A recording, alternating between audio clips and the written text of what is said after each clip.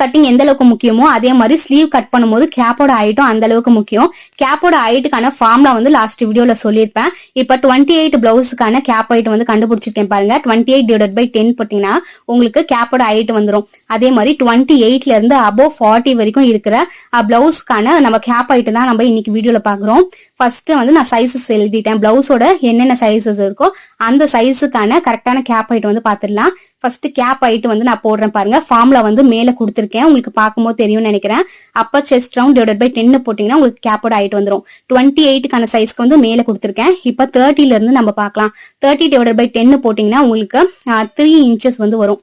3 inches. அது மாதிரி 32க்கு 3.2, 34க்கு பாத்தீங்கன்னா 3.4, 36க்கு கரெக்டா 3.6 வரும், 38க்கு 3.8, above 40 வரைக்கும் 4 இன்ச்சஸ் வரைக்கும் நீங்க கேப் ஹைட் வைக்கலாம். இந்த வீடியோ கண்டிப்பா உங்க எல்லாருக்குமே யூஸ்ஃபுல்லா இருக்கும்னு நினைக்கிறேன். இதே மாதிரி நம்ம அடுத்த வீடியோல பார்க்கலாம்.